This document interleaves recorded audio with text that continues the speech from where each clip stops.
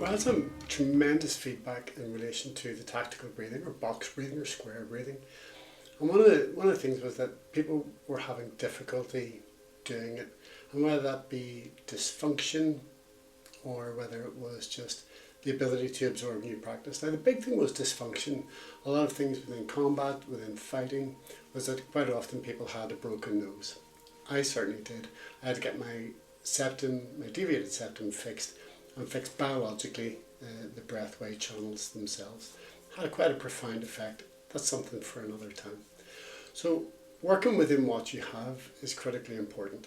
You can't just wait. You can't wait for it to be fixed. You can't wait for it to happen before you go and do something else. So very simply, instead of the standard box or square or tactical breathing pattern, which is the 4 in, hold for 4, out for 4, hold it out for 4, which is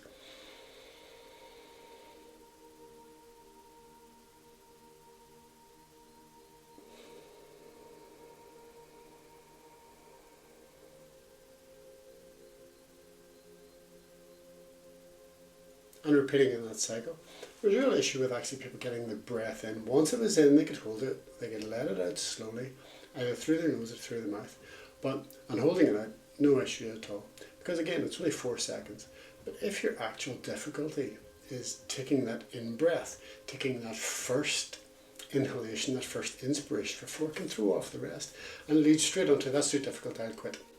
Now, some of the fixes that we were able to give the person was, it's not a race. Remember that this is not the end goal, this is not the objective. Slow it down, gently, go in for longer. It just has to have the square has to have the sides matching. So if it takes you 5 seconds, so instead of a very deep, very powerful feeling that you have to fill those bellows to suck it in with the negative pressure that you're creating in your thoracic cavity, just gently bring it in.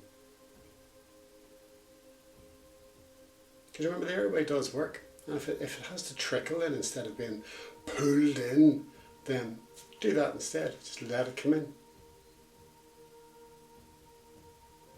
Hold it in. Once it's just come in, let it fill up gently. It doesn't have to rush in. It shouldn't feel laboured. Remember, it's just breathing. You may want to do this for 20 minutes, half an hour. You may want to do it for 5 minutes. Whatever number of cycles it is that you can fit in during your deliberate practice. So don't ever discount it. There are other things you do, maybe I'll get to those as well, but there's always a fix, there's always a modification that can be done. Certainly don't discount the importance of deliberate breathing, deliberate nasal breathing, dedicated practice that can really bring you to better performance. If you have any questions, shout me up, I'll see if I can get another answer up for you. Enjoy your day.